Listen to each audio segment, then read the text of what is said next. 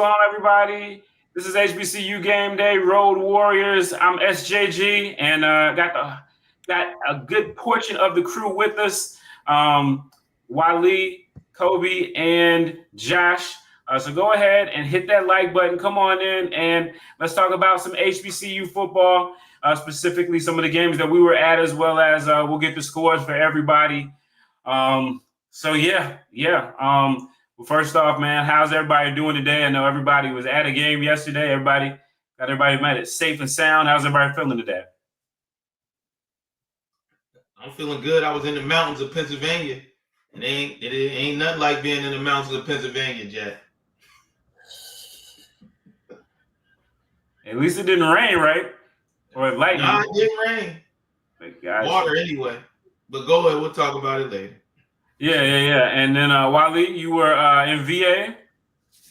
Yeah, no, I'm back. It rained a little bit, but it is what it is. Wasn't too bad. I'll save it for the full rundown. But yeah, got home. I ain't used to that road no more, bro.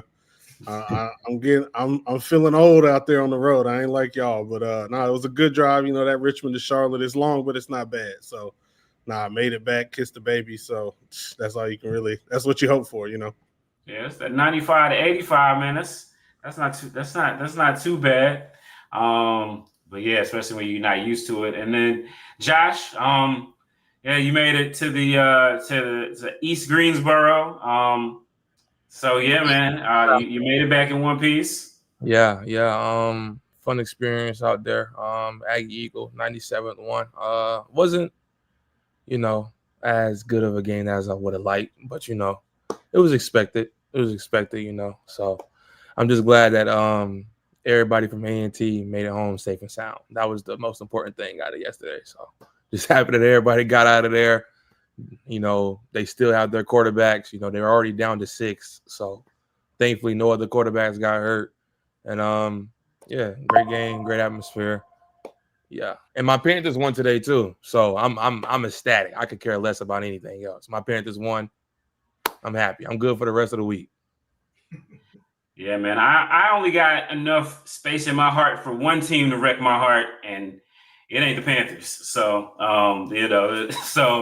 but nah, man, keep fighting a good fight there. I check in from time to time, be like, yep.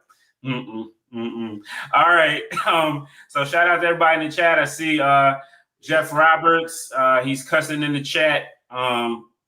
With those two words. See Miak Mike in the chat. What's going on? I got Jackson State in the chat. So yeah, man, let's go through the scores quickly for this weekend, and then we'll get into our games. And if anybody wants to stop me about anything that surprised them or whatever in the way, we'll go there. So first off, on Thursday, we started off with, this was interesting, Benedict hosting Tuskegee, one of those Thursday night SIAC games. I know me and Wally have both done those, and it could be interesting.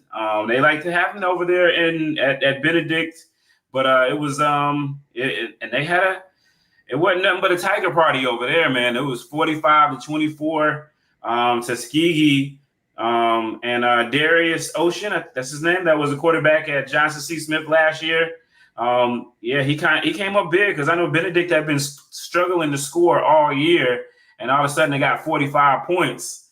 Cobi, I don't know. You might have to pull out the B to A.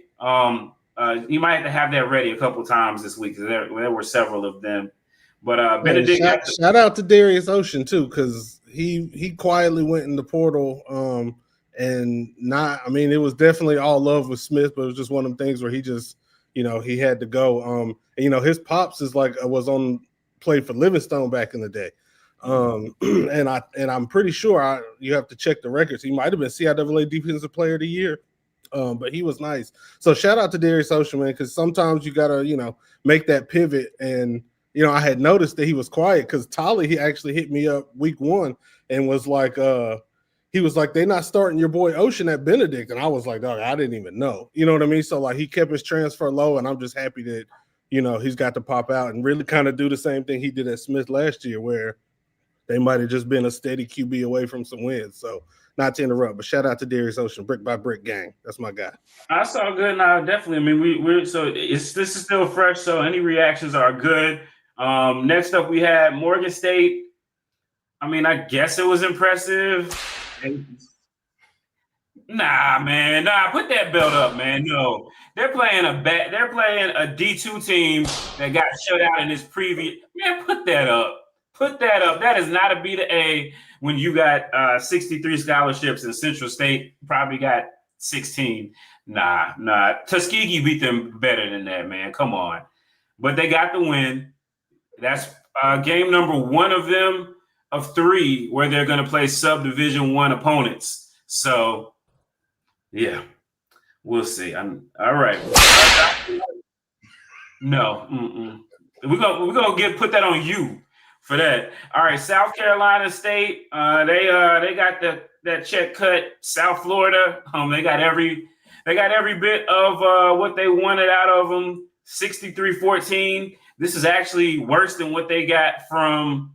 This is actually worse than what they got from South Carolina, which is a much higher ranked team. So go figure. I don't know. Maybe it was a drive. I don't know what. So yeah. At any rate, Kentucky State, after they nearly pulled it off against Grambling last week, they pulled it off this week. I mean, it was Morehouse, but hey, same level. It's a conference win, 35-17. Dell State. Did they play at Morgan State? I mean, did they play at Morehouse?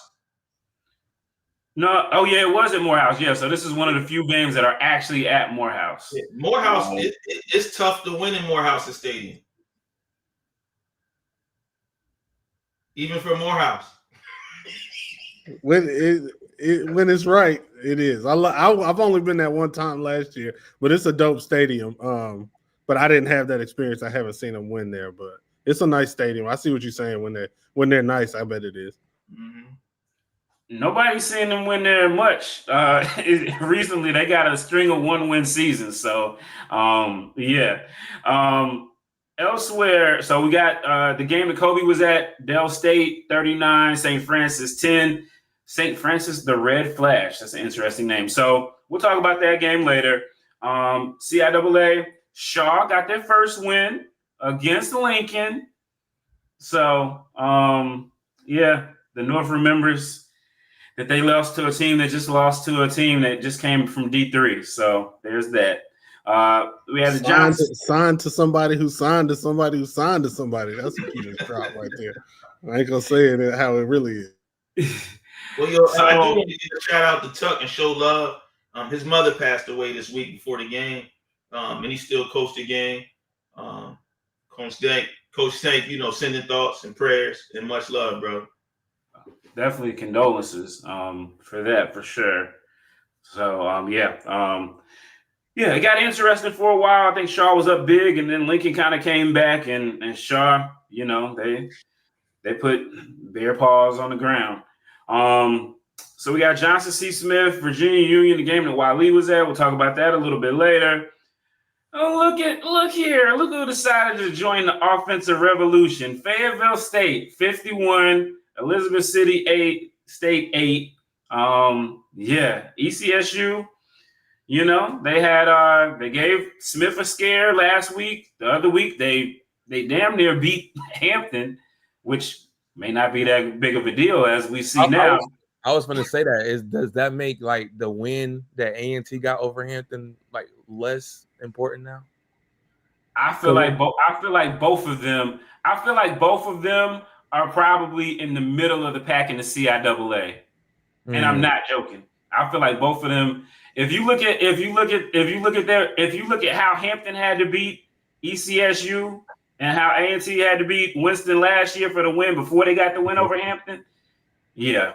I'll say this: if this signals that Fayetteville State has fixed whatever was happening with Fayetteville State, that could mean it's a different issue. Because when I saw the score, that was the first thing I thought was like, oh snap, Fayetteville State don't figure. You know what I mean? Like, because they have been like in this weird like roller coastery slump where it's like they're not nice, they're just not really playing well. It was all like you 51-8 Elizabeth City, who like y'all are saying the the transitive property, you back it up, you know, I mean, with the Smith game with Hampton, like Elizabeth City's nice. So like I feel what you're saying, but on the flip side, like what if Fayetteville State is just back nice? Because if they're back nice, then they're just as good as, like you were saying, in the middle of the road. You know what I mean? Like a really good CIAA team, like you're saying, Steve, is just as good as a really bad, you know, like a great, like Fayetteville State. Let me rephrase because I saw you cooking. Maybe I didn't say that right. I'm trying to say what you're saying, in that like a really good Fayetteville State team can be as good as a bad lower tier FCS team. Did I clean that up? How I meant to clean it up? Because I'm agreeing with you. You know what I mean? Like I'm just saying, like Fayetteville State, the X factor in that equation might be the Fayetteville State is back nice. You know what I mean? Like, and they are a solid. You know what I mean? Like they're a team who, like, when they're nice, I respect them beyond levels. They could, they could cook with a Hampton if they were doing it. You know what I mean? It's not that they haven't been like a bad team, like you said. This has been the roller coaster. It's just been their offense. They haven't found consistently offense with consistent quarterback to lead their offense in the past couple of years. Their defense is always going to be sound. Like they're always going to have a decent defense. They're always going to be competitive on defense. The problem with Fayetteville State recently is they haven't been able to build a consistent offense that wasn't on the ground. They didn't have no air attack. They didn't have nobody to. Well, they have the quarterback, but they don't know if that was the one. And now they have 2 to 3 different quarterbacks now. I don't know which one is playing more consistently, but like you said, Wally, I think it's just a statement to Fayetteville State figuring out those offensive struggles and combating that with the tough and sound defense that Fayetteville State always has. I think they're going to be a contention to jump right back into the CIAA contention. And with that, also, we're going to talk about it later on, but they got a big matchup coming up this weekend versus Virginia State. Quick question. Does that mean that Jackson State's win over Hampton wasn't that impressive? Means nothing now. Means absolutely nothing now. All of Jackson, I see somebody stating in the comments, all of Jackson State wins so far mean nothing. It means HBCU football is nice. Quit playing with us. Yeah. That's what it really means. Yeah. So let me not thinking about CSU fans get on my head. Let me not start either. They're gonna. I'm about to rescue you off that. So what I was thinking about was when you were saying that. So what was the score against this? What was the score of the NCCU Fayetteville State game? It was like 60 to 14, 54 to 14. It was like, nah, buddy, wait a minute. Let me go back in the HBCU game day app, which of course, if you don't, at one point, it was close. It wasn't as bad as it was yesterday. That's what I'm saying. And that's what I'm getting at. Let me go back in the HBCU game day app because we do have the scoreboard.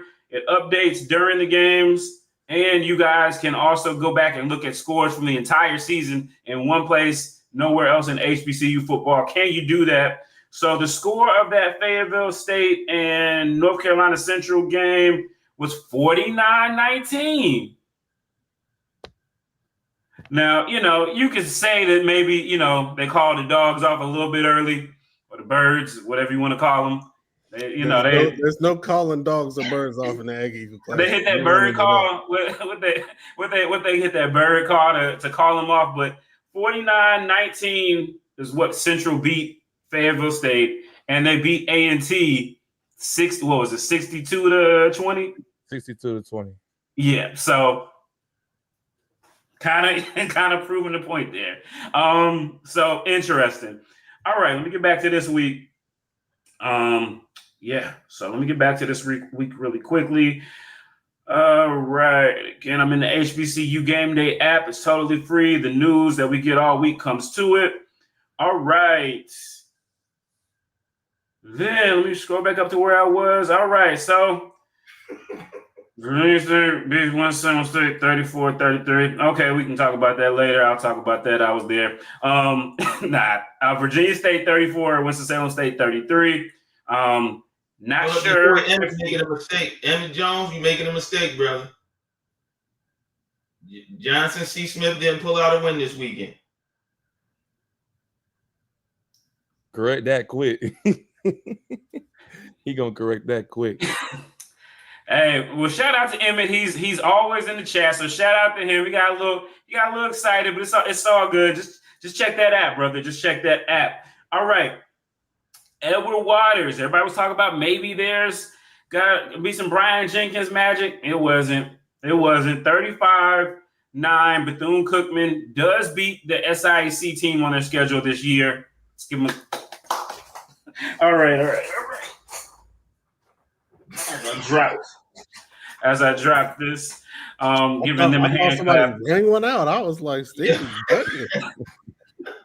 Yeah, so let's see. Next up, we had Fort Valley State. They took on Delta State, which is, traditionally a really good team in Division II football. A lot of times they beat SWAC teams. But Fort Valley State fell prey to them, 21-16. Savannah State. I guess if you're a struggling team, one team that you want to see coming down the pipeline is Miles College. Because Savannah State put 45 on them, 45-19 over Miles as they're rebuilding.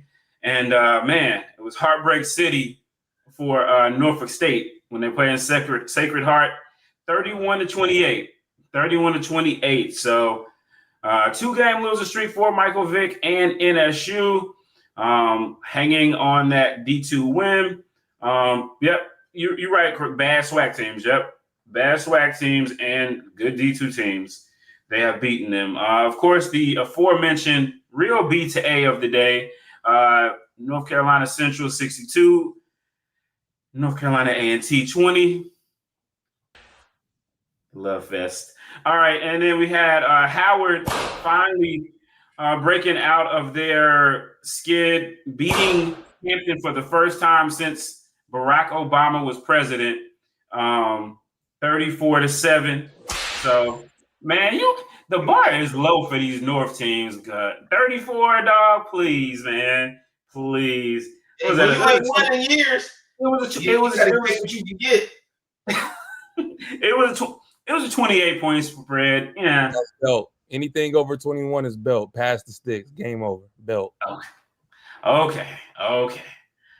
Nah, except that Central State, Morgan State, when that was not. Nah, when you playing, if you're FCS and you're playing the D2, you gotta put 40 on them at least. Yeah, if you playing lower, the belt really don't count. So whenever A&T was talking about belt last year versus Winston, it really don't count. That don't count because it's like, I mean, come on, it's not even the same. Yeah, man. Yep. So a squeaker in Salisbury. Livingstone College, 17. Bowie State, 16. Ooh, down goes the North. We're going to see. We'll see y'all next week. We're coming up there. We'll take over your stadium. We'll see y'all next week. But, yeah, Livingstone is now 1-0. Shaw is 1-0. And Fayetteville State all are at the top of the CIAA right now. So take it for what it is right now.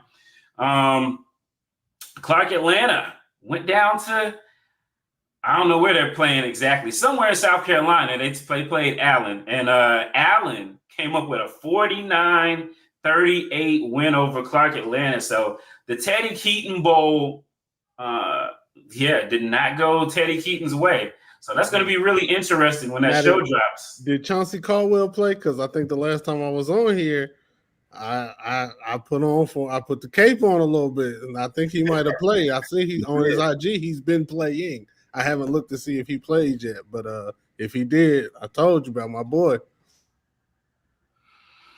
Yeah, man. It was they got it done for sure. Grambling State beat East Texas A&M Lions. That is a real team. Unlike the North Carolina A&M Mountain Lions. Those are not a real team.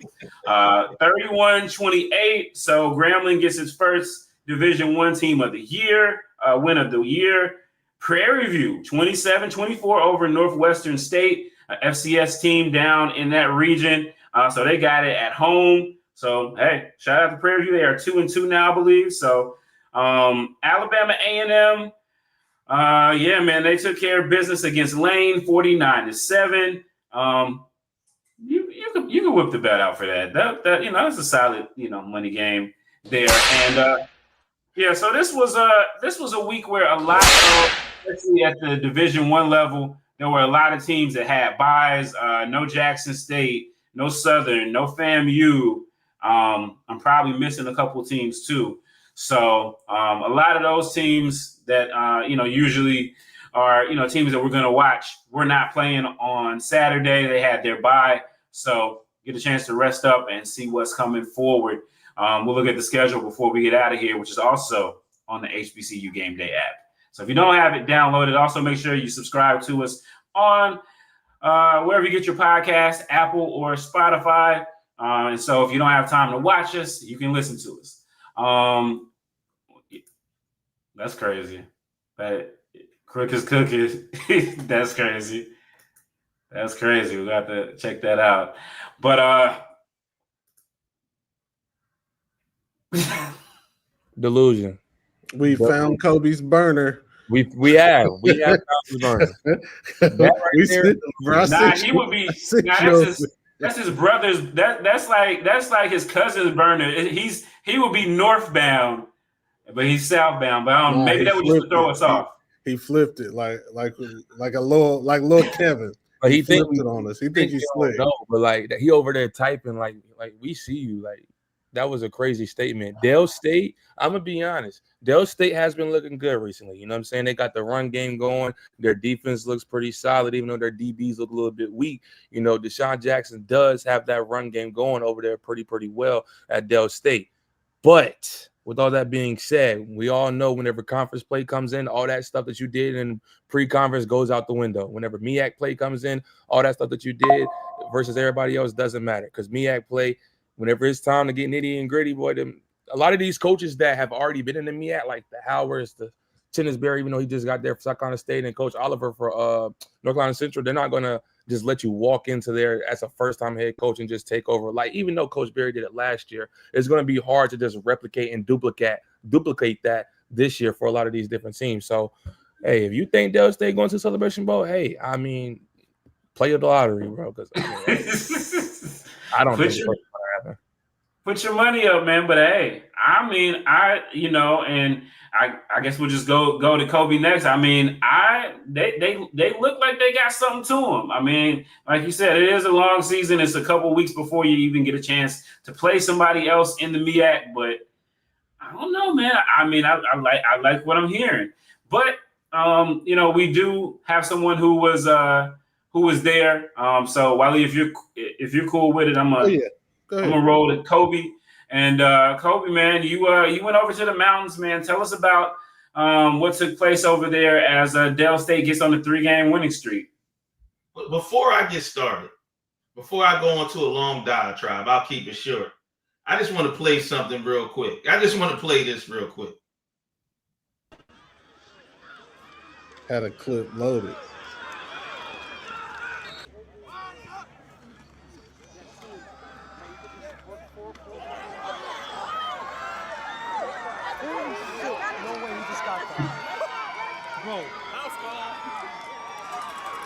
Just one more.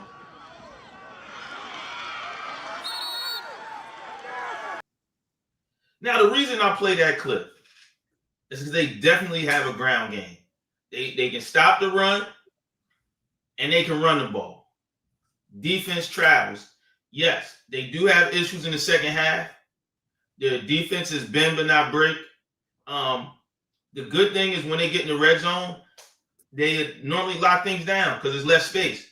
But I'm telling you, they got big play potential. The quarterback can throw the ball. He doesn't do it often, and he doesn't always do it well, but he can sling that thing. And they got receivers out the wazoo they got speed. They got a track team, bro. And if it's not Marquis Gillis, you got, I think it's James Jones or John Jones. It's another one. Then I had a few Kobe Boykin sightings, right?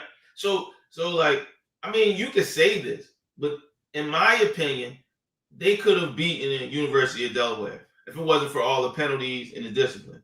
And I have something I'll talk about later, but at the end of the game, before we get there, players stood up after coach did, talked to the team, took accountability, and charged their other teammates to take accountability. Because what the coaches are telling them are happening in the games, and they're seeing it and realizing it and charging each other to be responsible, better teammates, and better to themselves. Now, so when you sit back and look at that development, those are the things that are going to help with success when you get into conference play. And people don't understand that they're playing in the NEC. They got one game in CIAA. They play one other Division II team on homecoming, Southern Connecticut. They could be going into conference play 5-2 at a minimum, in my opinion. They can beat Sacred Heart. They may be able to beat Monmouth. And then they play Southern Connecticut. So they could be 6-1 or 5-2 after homecoming, going into conference play. So, like, I don't know. Like, here you go. We know Morgan State has a defense, but will their quarterback be able to play? You can tell me whatever you want about North Carolina Central. Their quarterback hasn't been playing as good, and they can stop the run, right? South Carolina State, we haven't seen who they are yet this year, but we know they're not the same South Carolina State. So all these things are happening. So, like, I'm not trying to say that they're going to go, but don't count them out. And because we know this, they got size, they're physical, and they have some athletes, and they got some dogs in there. So you can say whatever you want. And I'm gonna get back to this game real quick because I just had to cut out some of the naysayers. But when you talk about the first series of the game, it's a 90-yard run. They turn around, defense stops and get the ball back. They drive down 80-yard and push it in from the 5, I believe. Their only problem, and if you go look at it, it's their second half ball. I haven't seen them play a complete 4 quarters yet. They played University of Delaware, awesome, but lost in the second half. They played Albany. They should have blew them out. Fell apart in the second half. They should have beat the brakes off of Bowie. Shut down in the second half. Same thing happened this game, and even gave St. Francis some life. Now, the only thing that I'm going to say about the game after that is I like what Coach Jackson is saying. I like what the players are saying, being so close to him. It's really unique seeing them evolve character-wise because you normally don't see teams evolve like that throughout the season vocally. They normally keep it in a little bit. And but there's one thing that happened. I was really disappointed, and I didn't expect it. A Del State player went down, and you could hear and maybe I'm deaf or the mountains had an echo, but it sounded like the St. Francis players were laughing a little bit or making those noises, kind of teasing. And that was unusual for me to see. I had never seen that at a game before. And like I said, maybe it was the echo in the mountains, but that was really disheartening about the spirit after the game because there was a lot of John and Del State talks a lot of stuff, and they have a swagger that they get from their coach, and they go back and forth. So I don't ever pay attention to that, but when I heard the cat calling and the laughing, yeah, that was a little different in that game. So, but like I said, I'm gonna close it out. Like, the players are stepping up, the players are believing, and the coaches are holding them accountable with discipline and high expectations, and you see it coming through.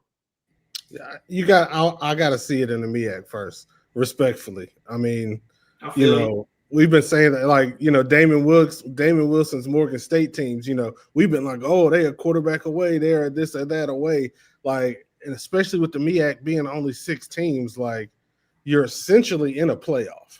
You're not really in a regular season traditional format, right? Like, you're in a staggered playoff with bye weeks, and like you got to beat 3 of these guys to even have a chance. So like I feel you, and it's great for them. And like for me, like if I were to see Del State like lose close to Central or South Carolina State, I'd be like, oh snap, like that would be big for me. So yeah, for them to win those games in a 16 conference and then go to the Celebration Bowl, like to me that would be that would be an incredible coaching feat. To me, like that would be some next level.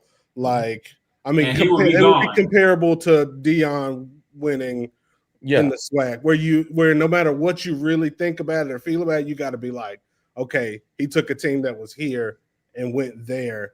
Yeah. And just off of the facts on the ground, you got to say that's impressive. But I would be surprised and impressed if they keep up. Because I mean, you're talking about a fast team and a track team versus as goons. You know what I mean? Like the MEAC is like, when it comes to physicality in HBCU football, especially on the FCS level, like the MEAC sets the tone. Like they are those. So I mean, No, I don't disagree. To see, but I mean, I don't disagree. It's a firm. I don't know, bro. Or is it that their offense? Let me say this. This is the thing that I've seen up close. I don't disagree. I seen them play an FBS team and beat a more physical team. For a little while. Delaware State's offensive line looked bigger than University of Delaware's defensive line. I'm gonna tell you. But you're also, I mean, context. You're talking about a first-year FBS program, so you're essentially talking about an FCS school. But they're normally nationally ranked, right? They're normally nationally ranked, and so we're not talking about. Good. Yeah, they're not talking about some Rudy Poos. And so I'm not saying that they are, and I agree with you, Wiley. The only difference between a lot of the Morgan State teams with this one is size, and their quarterback can play. And so we haven't seen a quarterback at Morgan State that can play like this one plays. And so that's where I separate the two and being up close. And the thing that I say is we're even having a conversation about them in this way is a lot, right? Because normally they're definitely perennial basement dwellers. They're going into MEAC play 0-85, and they're like a bye week for some of the team. So, I mean, the thing with me on why I just can't fully see it and agree with it yet is because their first two games of MEAC play is the top dogs of the MEAC. So it's like they start off with South Carolina State, and we've seen Coach Berry take his team to the Celebration Bowl first year. Like we've seen that. We've seen Coach Berry take it to North Carolina Central, the defending champions of the MEAC. I was there at the game. I think they were up by like 14 at halftime. So it's like they're going to come up there to play. Delaware State is not going to sneak up on these teams in the MEAC. It's just not going to happen. But on top of that, they have to go. Then on top of that, real quick, they have to go after they have that first game versus South Carolina State. They have to go to North Carolina Central for their homecoming. So if they do that, okay, cool. I'll write that ship. But those two being your first conference games is not going to be not saying that you're saying it's going to be a cakewalk, but it's just going to be a very tough challenge to go from after having these, not saying soft, but some of these lightweight games compared to what you're going to get into with the MEAC. Not saying that they haven't played no competition. They had a good Delaware team and they had some good wins with. They had a good game against Albany that they won their first win. But coming into the MEAC, playing those two teams first, I don't know. Like if they was playing Norfolk and Morgan first, okay, cool. Because then like I wouldn't like be too questioning about it. But like Wally said, you're basically in the playoffs. You can lose that South Carolina State game and season be over just like that. You just never know what it is with the MEAC. You know what though? I'm gonna push back on that. I'm gonna push back on a couple things. I'm gonna push back on it being always a physicality league, which it is.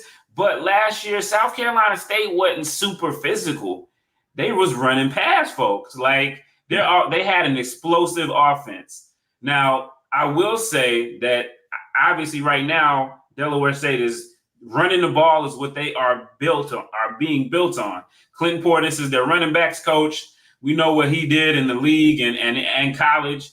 And so, I'm not gonna dismiss their physicality. And also, I don't know, man, maybe Coach Berry got me thinking different, but I just feel like sometimes, man, a coach will come in and they really will in that 1 year change. They will light a fire in these players.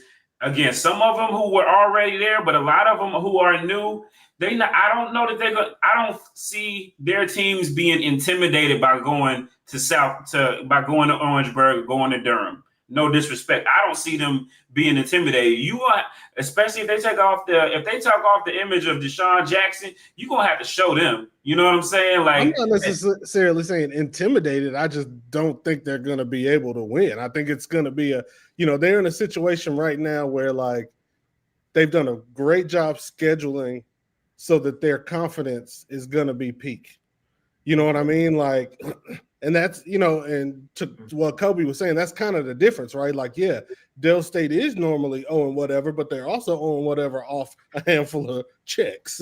You know what I mean? Like this, and again, I'm posturing a little bit because I haven't done the research to look at their schedules. But if I was a betting man, I would say this is probably one of the easier front loads of a Dell State schedule because we haven't seen any big money games. They usually do Delaware. That's a game that they do. But I don't know. I'm with you other than I don't think they're going to be intimidated. It's tough. It's hard. And like when you haven't done it before, like half of the battle is feeling it. You know what I mean? So like, yes and no. I feel what you're saying. Like, but again, like I think we're all saying the same thing. Like, if they do it, it's wildly impressive and it's not expected. Yeah. And then hold on real quick, Cobi. But to piggyback real quick off of what Wally said and what Steve said, you said Coach Chinnisberry gets shown that people are not going to be intimidated. Yeah, but Coach Chinnisberry had went to Benedict and was dominating at Benedict.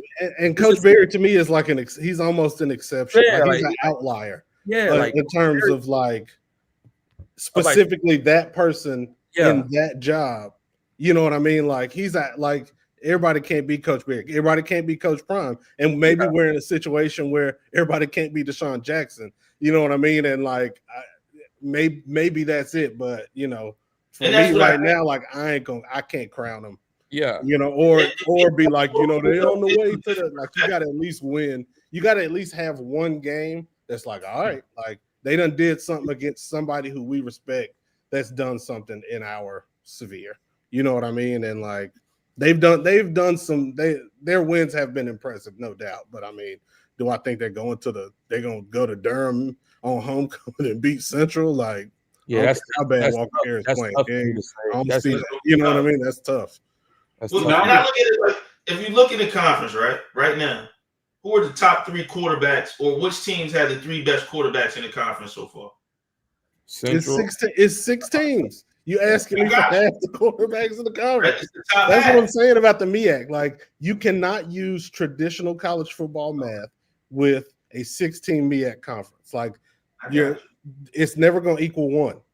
It's just, you know what I mean? Like there's not. Well, I mean, I remember playing NCAA football. I used to start with like Troy, and they'd be in the Sun Belt. And I remember they had like, what was that, 8, 9 teams or something like that. And it's just different. And you can't, you know what I mean? Like you're like, name me the top 6 quarterbacks in the SWAC and tell me they're all like super nice. Like, no, it's half. In the middle, you're going to get your average because it's math, and half there's a median. You know what I mean? Like, and then what Mike said, I'm with Mike. Like Otto looks great. Like even though he just got thrusted into 2 good teams that they're playing against, but if Otto starts that game versus Virginia State, if Otto starts that game versus Townsend, I think that I don't think that they win those games, but I think that they put together a better offensive play than what we've seen. Like I think Otto was a great quarterback. So if you say I'm gonna come back. We always talk about how Coach because we always talk about how Coach Oliver takes his schools and they beat those CIAA or those NEC teams and they beat those highly ranked teams, right? We got to look. Albany wasn't that good. I don't think they're that good this year. But for Dell State, that was a quality out of conference win. However we put this, and I'm like I said, I'm not saying that they're going to go in there, but I do believe it for the reasons you talk about. 1, it's a 16 conference. Number 2, I'm telling you that they're extremely physical and their defense will travel. The stats are also proving it. And they played last year. University of Delaware was ranked, and if you look, they're winning FBS games. Now, whether they're lower tier FBS or not, and if you watch the game, they out physical University of Delaware. Or if they didn't out physical them, they played with them completely. And so I'm just saying that travels. Whether they're going to be more physical than Central or more physical than South Carolina State or anything, they'll at a minimum. They'll be at least as physical.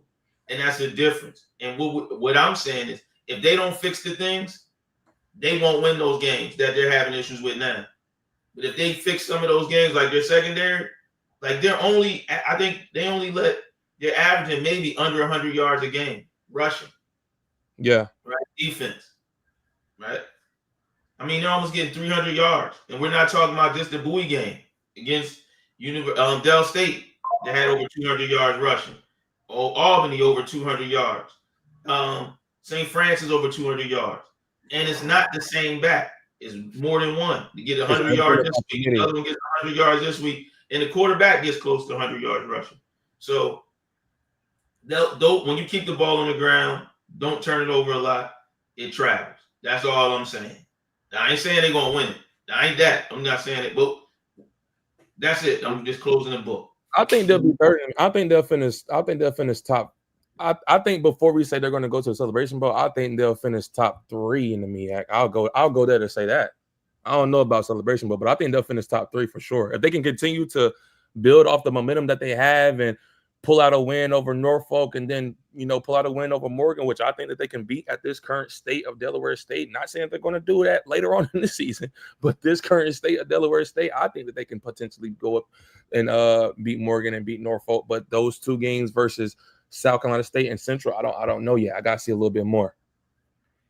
Yeah, man. Well, look, whatever DeSean Jackson does or doesn't do the rest of the way, he had us talking like 20 minutes on Delaware State football. So put the man in the history books. Have not had a winning season since my man Kermit Blunt, my Ramley Kermit Blunt, went up there and gave him a winning season back in 2012.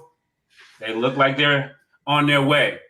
So we'll see what they become. As man, it's crazy to think that as today, September 21st, do you remember? We are a month away, probably. We're probably a month away from the start of MEAC play, or maybe 3 weeks.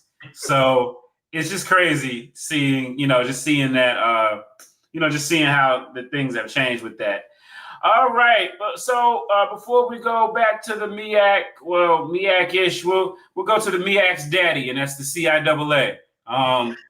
Wally rolled up to historic Hovey Field. So yeah, man.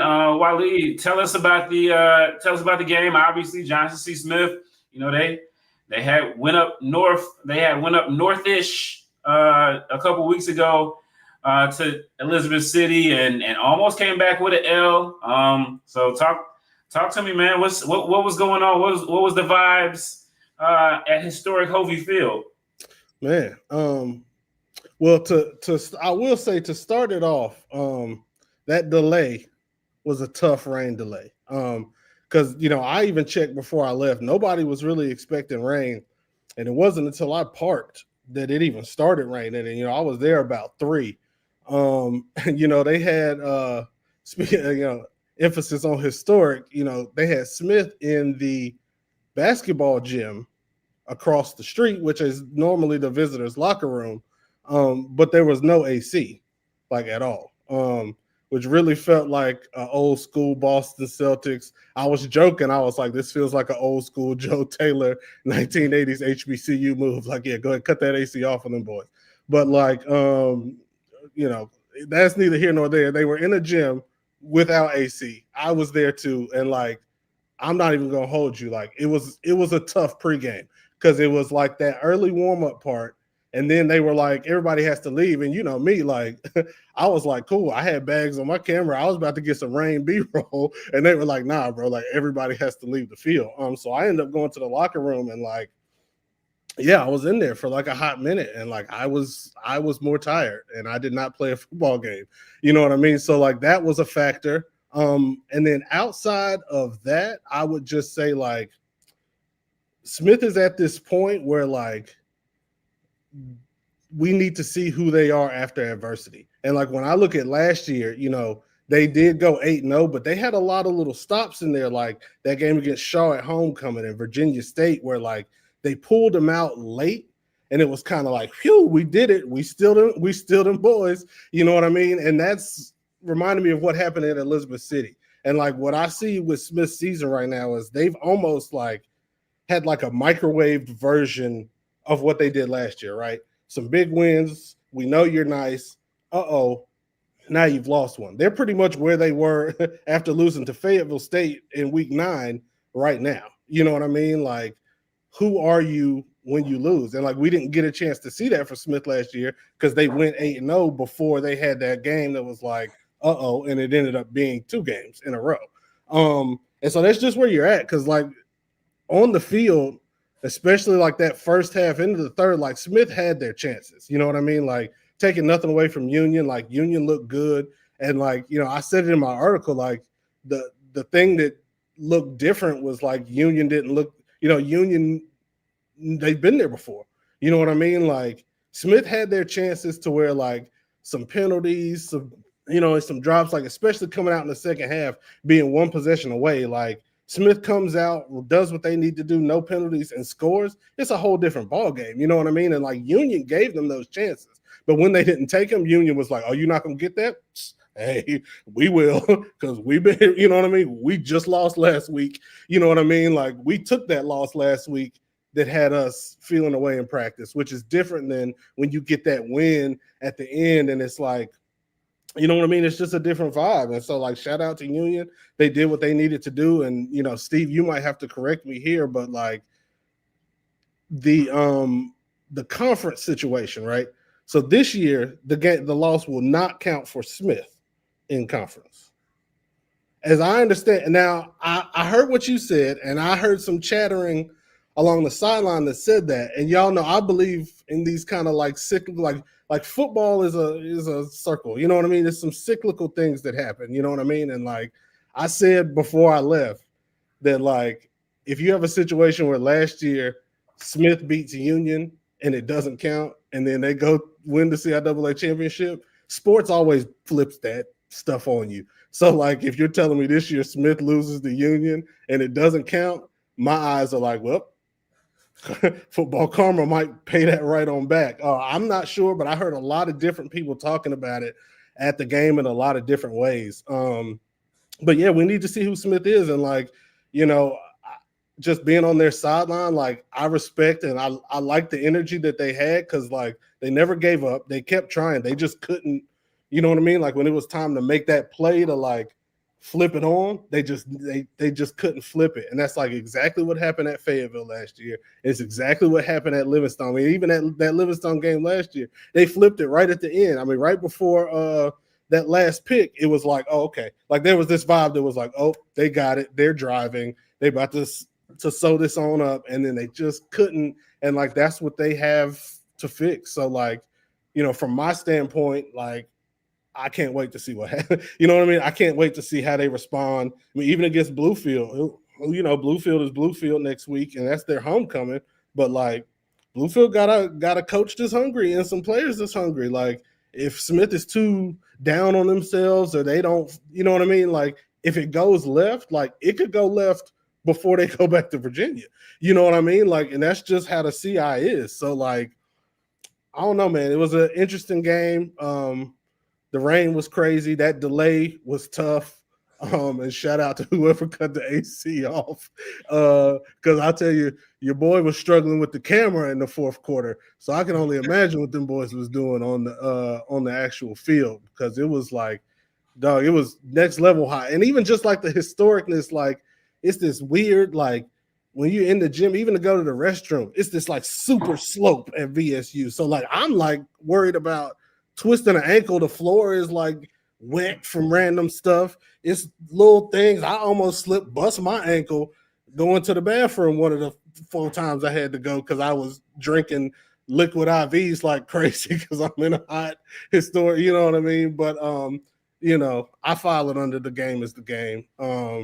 And y'all know me personally, I love that type of stuff, and it's definitely going to be in that episode of Brick by Brick about being in that hot locker room, because it was because it was wild. Yeah, at least they got turf now at Hovey, man. I'm telling you. People mentioned that. That was very specific, which is way better, because Wally, I know you remember when before Coach Parker got there and it was a little bit rougher around there, and I went to Virginia Union and somebody slapped the phone, and one of the coaches tried to grab the phone out of my hand. He didn't. Enough time has passed. Oh, it was a try. It felt like he slapped it. He tried to grab it, and I was like, "Get the off my phone!" Like, yeah. But and they got out of there the next year. So I guess Cobi, I'm gonna send you that clip so you can make a drop that Steve saying, "Get off my phone," because it's hilarious. I don't know if y'all have seen it or heard it, or I've never seen that. I've never heard that. It's online. It's without question on Facebook. I gotta find it. I put it in a no I huddle. need that. It's in a no huddle in one of the YouTube era no huddles, like before we were on Aspire. I'm gonna find it, dog. It's quick absolutely backstory? hilarious. What's the quick backstory? Like, Go ahead, Steve. Launch into it. So Union against Winston.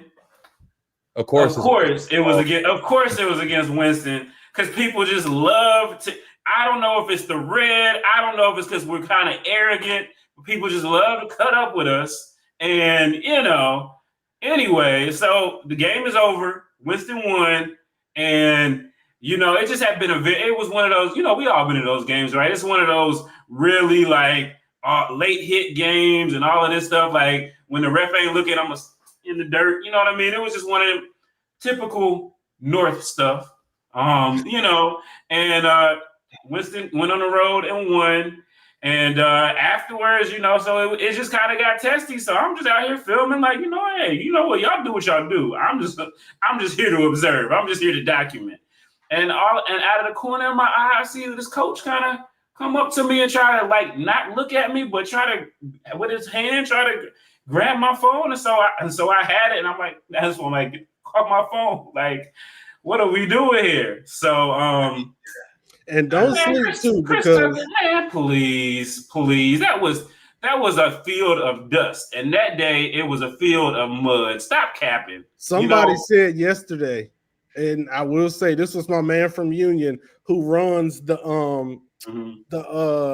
he does the fire extinguisher in the beginning. Shout out to him. I forgot his name, but that's my guy. I like that dude. He even was like, man, it used to be muddy. He was like, it ain't even rain this week and it would be muddy. Like he specifically said that to me yesterday. But y'all don't sleep on Steve. I know they like to talk a lot about Steve. Steve ain't never been scared to be in the middle of a football fight with his phone. And I know a lot of people came around post 2020, so they don't really know.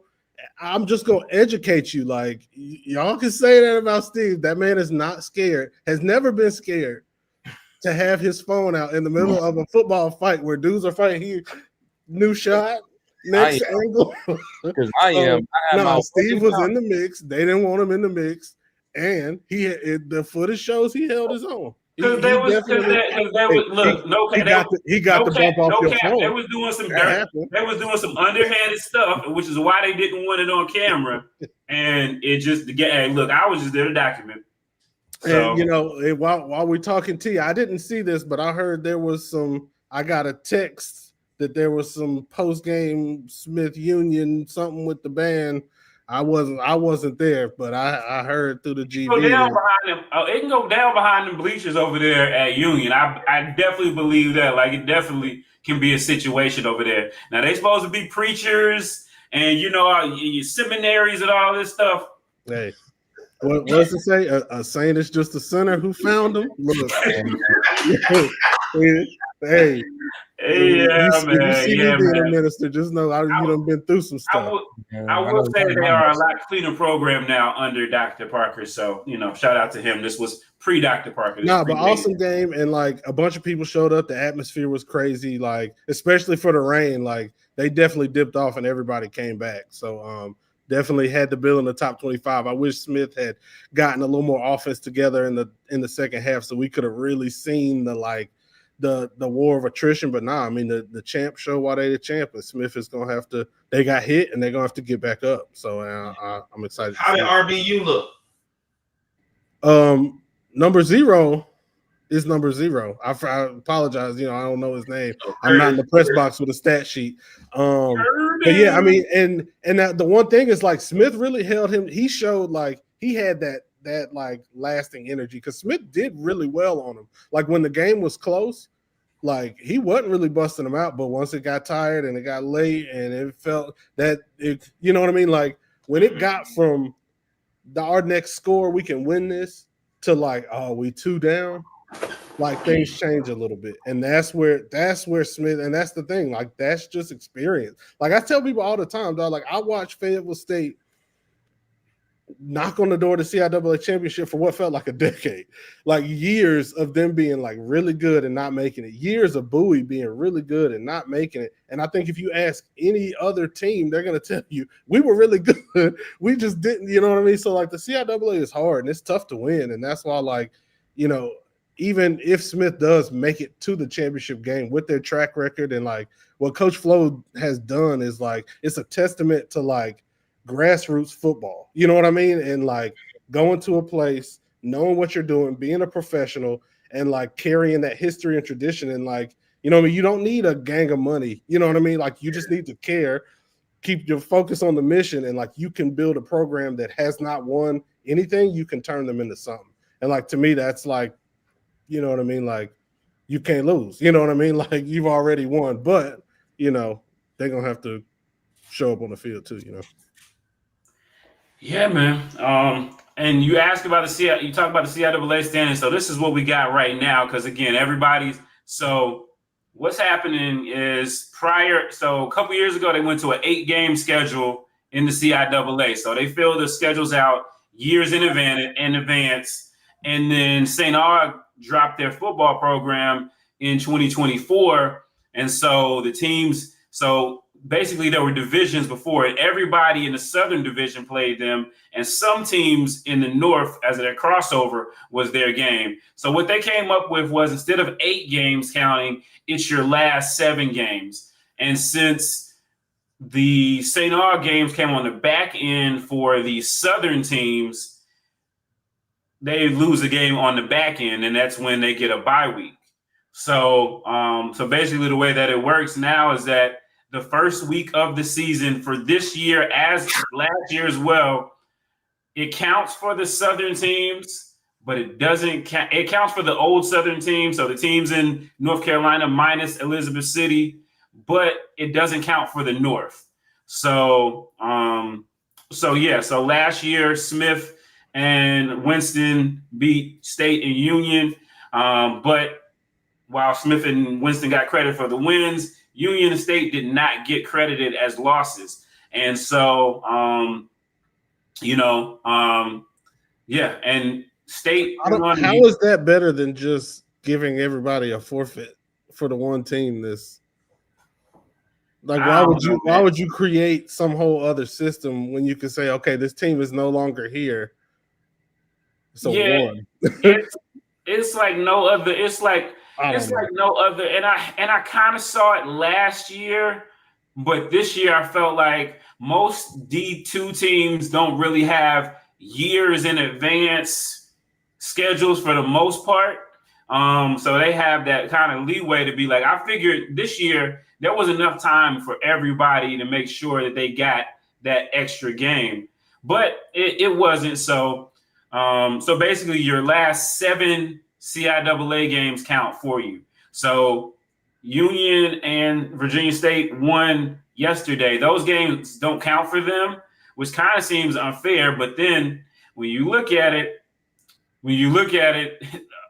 you know, right now, sorry, Cobi, the South, just in general, there's more parity. There's more parity in the South, and the South is better. And it kind of just, it weights the stakes for one team over the other. It's like going into a poker game, to a hand of poker, and saying, okay, I know that if I lose this hand of poker, well, I'm only losing 100. But if my opponent loses this hand of poker, it costs him 300. The person who's going to get more, they're betting totally different, right? The whole way you approach it changes. And especially in a matchup where you have 2 top 25 teams, if I'm going into a top 25 team matchup at the crib, and I know that if I lose, it doesn't cost for my conference standings, we lose.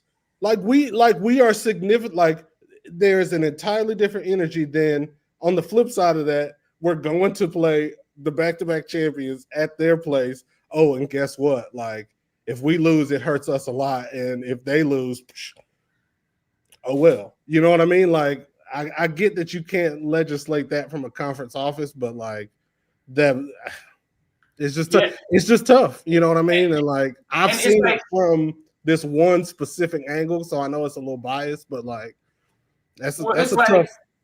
It's like even right now, if you look at the standings, they assign wins and losses to everybody, even though technically last year, and I know last year they didn't do it, but you know what? Last year also, like in the middle of this week, they ended up changing it. So yeah, and you know, CIAA. Yeah, it's wild. I'm gonna be respectful because I love it, and I'm gonna use the term wild, but like it's wild. You know, CIAA, if somebody would pick up the phone and explain this, or you know, maybe even I don't know, when you have your media day, you kind of bust it down for us so people aren't caught off guard.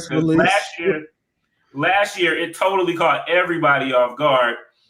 This year we're like, what again? And you know, I know John Dell from the Winston-Salem Journal, you know, he and I were talking about it, but then he had questions about it and he tried to add the CIAA, and I don't know, they fell asleep on their Twitter account. But and I can tell you, people on the Smith sideline, like I said, I circle. Like I heard a lot of people on the Smith sideline be like, "Well, glad at least it don't count for us this year," because I was under the impression that it was a flip flop. And to me, like that's a little more fair. If you're telling me, "Hey, we got these games pre-scheduled, it's not going to count for you year one, but guess what? The next year we're going to flip it, and you're going to play that game, and it's not going to count for them." You know what I mean? To me, that's an acknowledgement that like, hey, we're in a crunchy situation, right? Like we can't really do much. Here's what we're going to do to make it fair. But if you're telling me the answer is just like, hey, just what it is, you know what I mean? To me, that's kind of wild. But I mean, I don't schedule games, so I can't. You know. You just shoot them. I don't know how hard that is. So it could be. Well, you know, we try to give out the right information on them. So you know, there's that. But to that end, I was at a game yesterday too. I went down the road, Winston-Salem State, Virginia State, and Virginia State took care of business. Took advantage of several Winston-Salem's. Relax. See, why the hate, man? Look, you got a 1-point win. We got a 1-point loss. There was no belts involved. But if there was a belt, it probably some people from the crowd probably would have been on the Winston belt. But anyway, so good game. So first half is 13-10 Winston. Get into the third quarter, and Winston throws an interception, and then they had a punt that was muffed, that fumbled, and a kick return fumbled. So Virginia State scores 24 in that one quarter. So WSSU then has to play fast, and then they scored 3 touchdowns, top potential game-winning touchdown ties, and then they missed the extra point. And so, Virginia State runs the ball out. Oh, that's cute. It's cute. I love when people who have no team to root for got something to say. Anyway, as we're talking about the confusion, let's go we'll talk to head coach Henry Frazier III of Virginia State University. On the CIAA standings for you guys, but still a huge win. Nonetheless, talk about it. Well, it counts and it doesn't count because they changed the tiebreaker rule. So if this was last year, this game will come into play. So now, we don't know what's going to happen down the stretch. So all CIAA games can count. But no, it doesn't count in the standings. But if it's a tie like it was last year, it will come into play. Gotcha. So you guys came off the break. I know that's kind of still new in D2 for a lot of folks. How was it? How did you guys use the break to prepare for this game and kind of rebound from the last week? We treated last week as if we had a game. So we prepared, and you can prepare all you want, but when it's 85, 86 degrees, and you got 2 good football teams, attrition comes into play. And guys started cramping up, started going down and needing blows. But you know what? In the end, all you got to do is be 1 point better than your opponent. Yeah, and you guys, they gave you 2 fumbles over there in your territory. You guys turned it over into points. How crucial was it for you guys? First of all, they didn't give us nothing. Right. You see them daggone hits? You see one of them them hits was like that. Right. So we went and took the turnover and turned them into points. Their offense didn't touch the ball until deep into the third quarter because we got turnovers. So that's a testament to special teams as well as our defense. Right. So now you guys move on. What are you guys going to work on just moving forward to get better as a team? The main thing is that we gotta get some better shape. I mean, I know the August, September games will tell a lot. Because we playing on the road, we don't take many guys. The second week in a row, we gave up 2 or 3 touchdowns in the fourth quarter, and I'm looking at starters on the sideline because they either winded, cramped. So that's on me as a coach. I got to get these guys in better shape to be able to finish ball games off.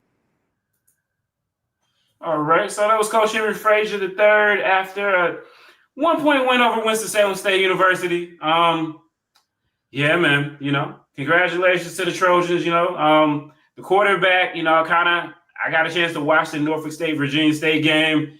And, obviously his scrambling ability, and that's Rashawn Matthews Jr., son of former Delaware State quarterback, former MEAC player of the year, Rashawn Matthews.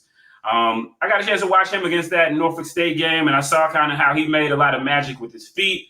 And, it was definitely something that, you saw that he could do. I mean, he can throw the ball, he can sling it, but he can also make some noise with his feet. And WSSU was not prepared for it. I mean, I don't know what kind of game film that they were watching, but I mean, it just every time, and, they would have pretty good, decent coverage, and he would just take off, and then they would try to tackle. So, it was definitely, I thought this game had the potential to be a shootout for WSSU and Virginia State. Again, it was 34-33 was the final score.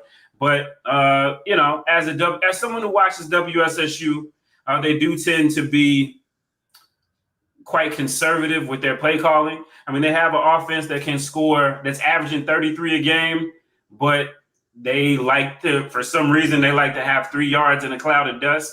And so when they finally had to play fast, they kind of had VSU on their heels. But by then, VSU was able to run the clock out. So, shout out to VSU that were able to get the win. Another disappointing loss for Winston-Salem State. It's one thing to lose to a team and they just have super better talent than you have. But, man, I'm telling you, those type of, it's just, the same things that they got away with against Lincoln, they tried to get away with against VSU, and you're just not going to be able to do that against good teams. So VSU will now host Fayetteville State, and they'll host Fayetteville State. I'm sorry, they'll go to Fayetteville. And then they will host Johnson C. Smith. So that's the flip of last year. For Winston, they have to go on the road to Bowie. And then they will welcome Virginia Union home before they get a chance to get into their traditional CIAA South schedule. So I'll talk a lot more about that game on the D2 show with K. Ferg. Yeah, man, like I said, I thought it was going to be a shootout. Coach Robert Massey said he thought it was going to be a slugfest. I guess it kind of turned into both at a certain point. And a lot of times WSSU was slugging themselves. So, but hey, So what's up with Massey, man? This is the thing with me. Like, if you look last year, we talked about those 1-win games. 2 years ago, we talked about those. Like, I could remember sitting with him at the CIAA Media Day 2 years ago, and he talked about we lost 5 games by a total of 14 points, right? Then last year, he won about 4 or 5 of those games by a total of 14 points. So is this going to be every other year? He's going to win some, lose some?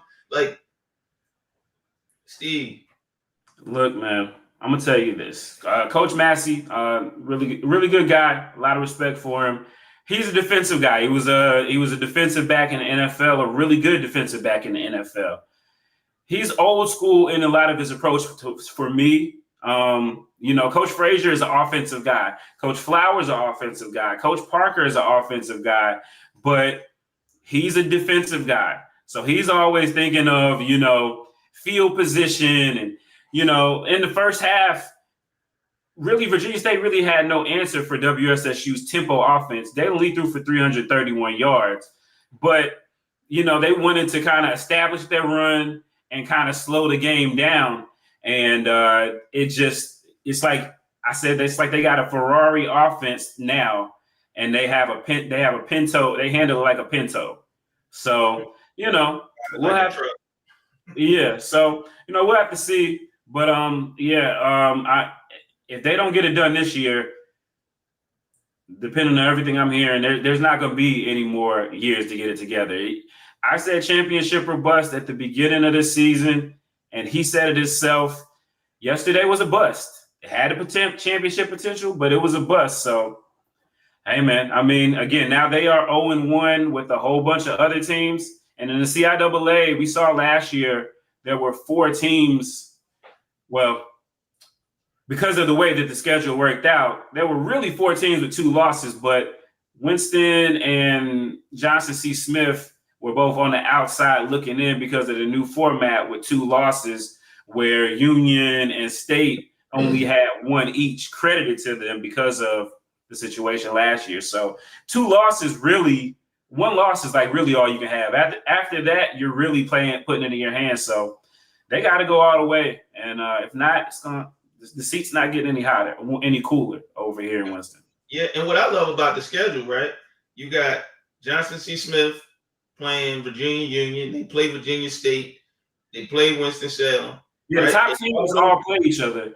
Exactly. But that first week doesn't count. So, So like Winston got a chance to play Lincoln, their first game in the CIAA, beat up on them, but that doesn't count.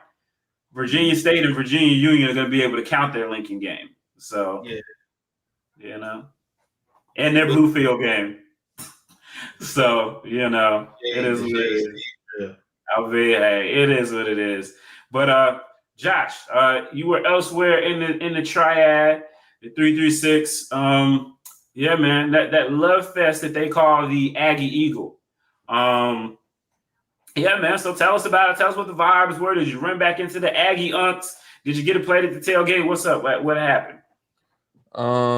So with what happened yesterday and compared to the past 2 years of this rivalry game going on, I think just out of respect, it should be called the Eagle Aggie Classic until the Aggies get themselves together, because the domination that I seen from North Carolina Central yesterday was insane. I mean, I thought it would just be a little bit different than last year. You know, last year was complete domination. This year was just about the same exact thing. The only difference was Coach Oliver called off the Dogs just a little bit. The Dogs were still humming, but he called them off just a little bit.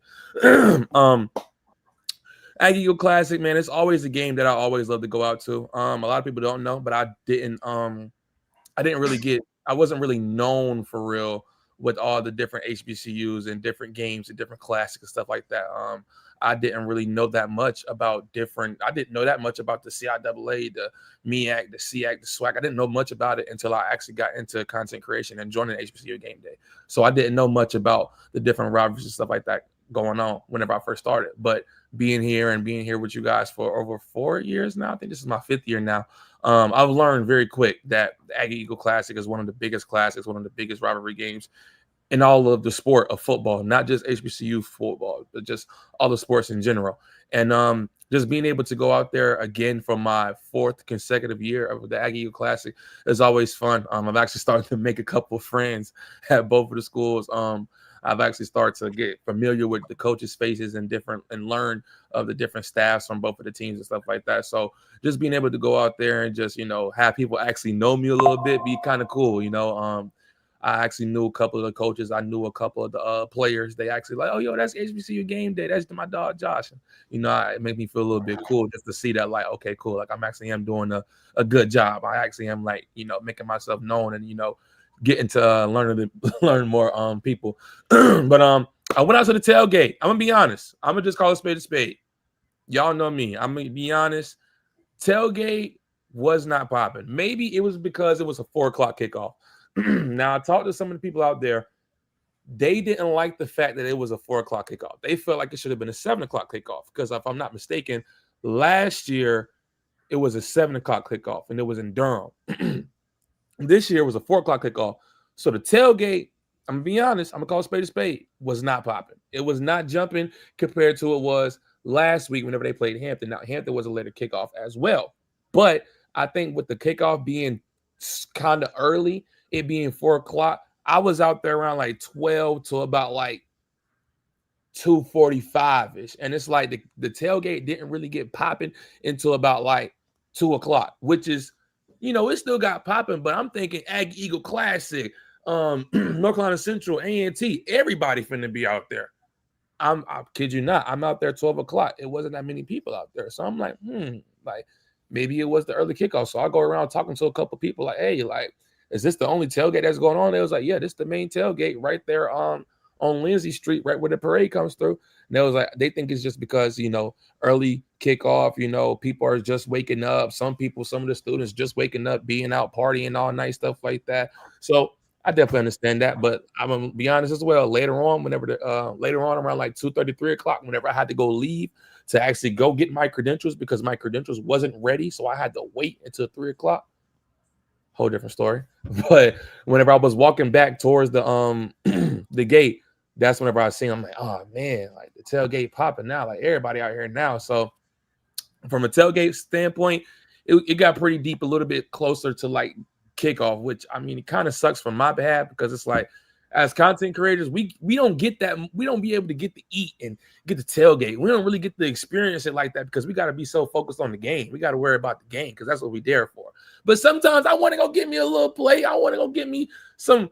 I hate being at the game and smelling the food. Like I'm pretty sure y'all feel the same way. I'll be at the game smelling the food, burgers, fries, fish, ribs. It be smelling so good, and I can't get none of it because I got to film the game. But like I stated earlier, whenever I first started talking about the game, complete domination from start to finish from North Carolina Central. Even though A&T scored, yes, bring the belt out. My God, even though A&T scored 20 points, one of the touchdowns that they had was supposed to be a pick six. Like they threw a screenplay to the line. They threw a screenplay to one of the receivers. The linebacker caught the ball and it goes through his hands into an A&T receiver's hands. And the whole North Carolina Central defense thought that they had the ball. So they're running the other way while two of the players from A&T are running down the field. So they didn't even know if they had the ball. So that's how they scored one time. Then the rest of those points came in garbage time at the end of the game whenever all the North Carolina Central starters were out the game.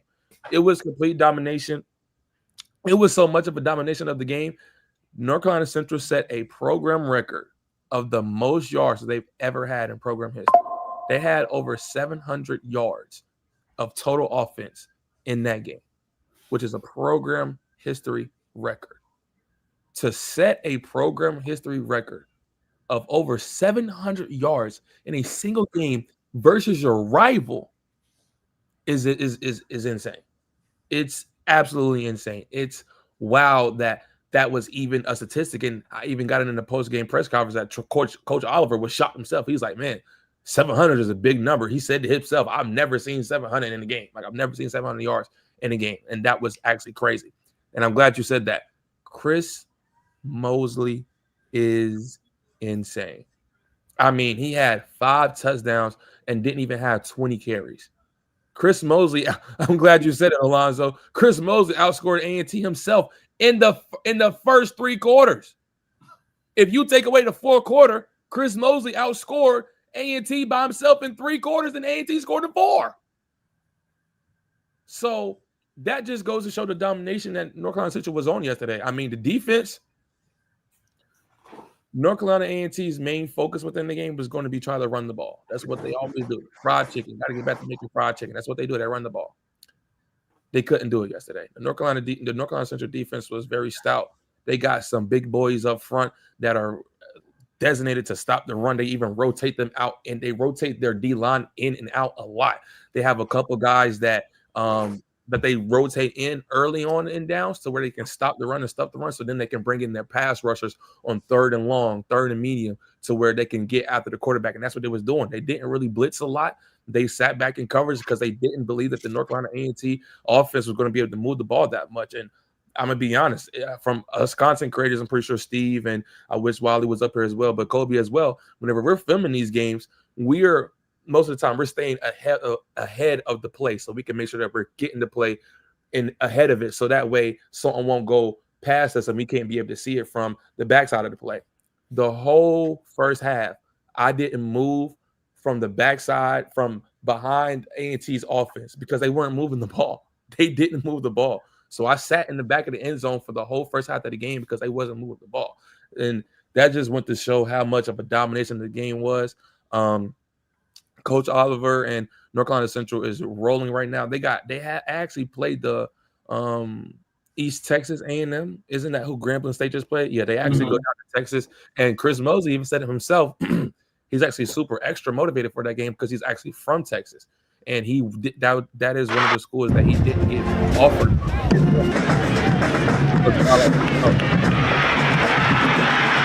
Number 1, Christian Mosley.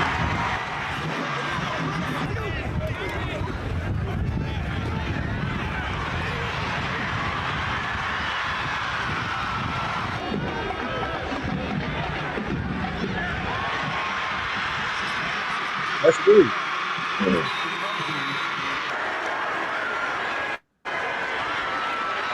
Cool.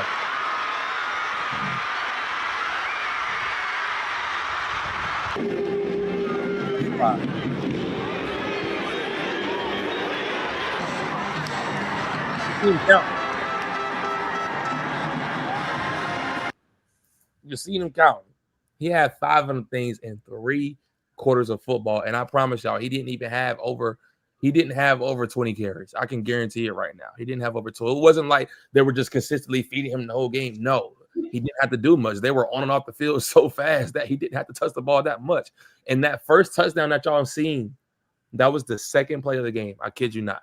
The recap is going to be coming out very, very soon. That was the second play of the game. Took it to the house, 50 yards, second play of the game. That just shows how dominant and how explosive Chris Mosley and this offense is from North Carolina Central. And Cobi, I'm actually glad that you said that about Walker Harris and him not playing good recently. He played pretty well yesterday, even though you got to question a little bit to North Carolina A&T's defense and kind of got to question it according to their defensive backs and that defensive background they have with North Carolina A&T. But they played great. The receivers played great. It just seemed like everything was working. Like nothing. It didn't seem like not one time in that game to where I thought North Carolina Central is not going to get a first down. Like every third down, I feel like they got it, and it was just a testament to how good that they played that day. I mean, yesterday. Mosley playing NCAT on junior varsity, bro. That's what it felt like, man. Just watching it yesterday was just insane. I'm watching it like, man, are they gonna really let him score again? And he just kept scoring and kept scoring. Yeah, man. It was so what was the vibe like as far as like, because you go to these games and like I said, I call A&T and Central a love fest. I'm only halfway kidding, but not really. But what was it like? But obviously these games can get quite chippy and there's a lot of excitement and stuff like that. A lot of stuff that happens after the whistle that the refs don't see, that everybody else seems to see. Was that present? Because again, these two coaches, they were competitive. They are friends. They are friendly. And then again, this other team put 66 on them one year, and I guess they're 4 points better this year. It was 4 points closer this year. But what was that like? So it wasn't as chippy as it was in prior years whenever I've been to the games compared to I think it was 2022 whenever when was the last year they played at A&T? 23. So in 23 they actually met in the middle, and that's whenever they had that big back and forth that one year whenever they met in the middle. I tried to get out there a little bit earlier this year to see if they would do it. They actually didn't. In pregame, it wasn't a lot of the cheapness that you always see, but it was a little bit on the sideline. So a lot of you guys don't know, but sometimes with some teams, they'll also have like a travel team that some players may not be able to travel to. Some players will. Some of the players from North Carolina Central that weren't suited up and dressing out, but they were still there, that were injured, was talking trash to Tariq Cohen, talking trash to Lamar. Isn't that what's his last name? Lamar. No. Yeah, they was talking trash to him, and Coach Gibbs even got in on the trash talk himself that you guys will see in the YouTube video that we will be dropping soon. Coach Gibbs is over there talking trash to the players of North Carolina Central that weren't dressed up because the North Carolina Central players were heckling the North Carolina A&T DBs because whenever these teams are warming up, they always warm up in sections, Steve. I'm pretty sure you know what I'm talking about. They warm up in sections of the field. So the section of the field that North Carolina A&T DBs was on was kind of close to North Carolina Central's bench, and that's where the players that weren't dressed up and playing were heckling the North Carolina A&T's DBs. The DBs were over there talking trash to them. They were talking trash back and forth. Then Coach Gibbs walks over himself. He starts talking trash himself. He's like, hey, this ain't that old-ish. This ain't that old-ish. This that new-ish. We ain't going to let y'all just walk in here and just do what y'all want to do. Like, y'all going to have to earn it. Now, did they go and earn it? They did. They did go and earn it. They did go and earn it. But did they? They did go and earn it. But the reason why I'm actually happy that he did do that is because you have to think. Last year, that A&T team got bullied. That A&T team got dismantled. That A&T team was embarrassed, and the head coach had not much to say about it. He thought that the A&T, he thought that the Aggie class was just another game. He didn't understand how deep this game actually is for both of these teams, to where Coach Gibbs does. To Coach Gibbs' point, you want them to just walk in here and just think that they can just talk trash about us and do whatever they want, hoot and holler, and me not say nothing back. So it's like, as a coach, you don't want to get into it, but it's like you got to show your players, like, I'm not going to back down to them. I'm not going to let them just talk trash to y'all. I'm going to defend y'all. So it's to the point to where I'm taking it as, from my perspective, if I'm a player on the team and I see my coach talking trash, backing me up, defending me, it's going to make me even want to play even more harder for you, even though it didn't work. Even though it didn't work. I want to emphasize that. It did not work. It did not work. I'm just happy to see that there was actually some fight. There was actually some pushback compared to being at the game last year in Durham and watching the massacre. I mean, last year, normally at these games, you'll see the players pushing and fighting out the plays and stuff like that. It wasn't none of that last year. It was like they just came in there like, oh, we know we did. We know we lost. They just lost. Yesterday, it was some pushing and fighting going back and forth early in the game because it got out of hand quick. But it was a lot of chippiness going on throughout the entire game. Like I said, it even started in the pregame, and the players believed. And that's all you really want, even though they got blown out, even though they lost by 60 points to their rival. As long as they are ready to go to war for their head coach is all that needs to matter at this certain point of view. Just give Coach Gibbs a couple more years, let him get his recruiting classes under, and then we'll be able to talk about it more seriously. Does that dog bite? Not me. Wow. Okay. Well, y'all hilarious in these comment sections. Well, boy, Alonzo, hey, look, he's a Ram. That's what we do. We roast the Aggies. It's just kind of what we do. I mean, you gotta think about it too, man. In 2 years, North Carolina Central scored 120 points on their rival, accumulated for over 1,000 yards in 2 games, back-to-back years. Well, A&T did score 99, did outscore them 99-0 in 2 games that me and Wiley were at in 2018 and 2019. So, hey, what goes around comes around. But I'm gonna say this, man. You know what? I'm gonna give myself. Okay. I was like, I can box myself. Like Cobi did that. But listen, 700 yards is crazy. 700 yards is crazy, and it wasn't like it was a whole bunch of off. It wasn't like a lot of passing. Like it was 3. What was it? It was like 300 yards. I mean, at 300 yards of passing, which is a lot. Yeah, he 300 yards, but it wasn't like they would just go a back and forth game where one team is getting whatever. Like, yeah, A&T is definitely again in the CIAA. They would be probably they'd be in that 3, 4, 5 range. Hampton and A&T. I know a lot of people are saying go back to the MEAC. Right now, they need to go back to the CIAA. And you know what's crazy? Back to their roots. I actually asked a couple that I'll be dropping a little Instagram video for us. I did a mic'd up at the tailgate. It wasn't that much. I got only like a couple of people. But I actually asked a couple. I said, do you think y'all should head back to the MEAC? I'm gonna just let the video come out and let the couple explain their thoughts about it. But all I'm gonna say is they're not happy with where they're at. They're not happy with it.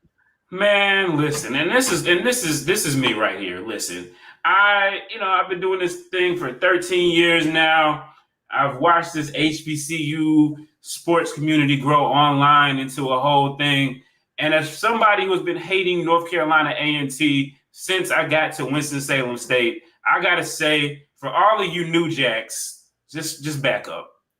Look, first, for you former MEAC rivals that are begging them to come back to the MEAC, have some dignity about yourself. Them people are where they want to be, where somebody way higher up the pay grade than you or I wanted them to be.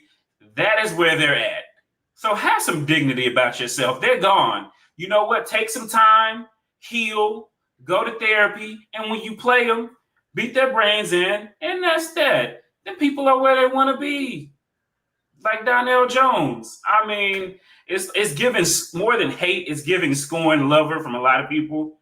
Again, this is from a someone who loves to give the Aggie smoke, but they are where they are where the leadership of their university wanted them to be. And the thing about this is, if you are if you like the direction of the university, it is the largest HBCU in the country, and all of them will tell you that is their biggest point of pride. They love to talk about their size. I've jokingly said they're the size queens of HBCUs. And if you love that, part of that is from the top down, and there's a strategic plan that includes doing what they're doing. So, look, man, you're never going to get the old A&T back. You're never going to get that A&T back. Like, not on the football field, not even school-wise. Like, things change. Okay, so let's take this one right here, because we got to finish this soon. But the AD at A&T made that decision. No, Miss Cynthia, no. The AD does not have the power to do that. That has been done by the chancellor. Dr. Harold L. Martin was the chancellor that signed off, and the chancellor and the board of trustees. So this is just how this works. The AD, and I know people love to blame the AD because he's white, and some people don't think that there should be a white guy who's over any HBCU athletic department, much less the biggest HBCU at the athletic department at the biggest HBCU. But the thing of the matter is, yes, A&T was already looking at making moves. They had the recommendation. The chancellor followed through. The board of trustees followed through. So this is not a one-person show. They are where they are for a reason. And I know some people are never going to love it and never going to accept it. I get it. But at the end of the day, people are where they want to be from the larger university. And there's a bigger plan to play. And now the state of North Carolina has to get involved before they can make any conference decisions. So it is what it is. So look, man, Aggies, hey, y'all had y'all's time in the sun. You enjoyed it. You laughed. You shoved it in our faces. Now, it's your turn. Everybody got their time on the Summer Jam screen. But, all right, guys, we will be finishing up because Josh hasn't finished editing his video. I got to get ready to go to North Carolina A&T tomorrow because, yes, as much junk as I talk, I still show my face and go do my job. So appreciate everybody for staying on, man. This was a long one, but hopefully you guys got a lot of value out of it. Please make sure you hit that like button. No matter what platform you're on, leave us a comment. Let us know if you want us to continue doing this on a Sunday afternoon. And yeah, man, for Josh and Cobi and Wally, man, appreciate all you guys. And we will catch you in the next one. Shout out to Emmett Jones, Adrian Crook, Miss Pullen, my boy Alonzo, Miak Michael was in here earlier, the NCCU sound machine. Everybody who showed up in the chat, we appreciate y'all. All right, we'll catch you guys on the next one. Peace.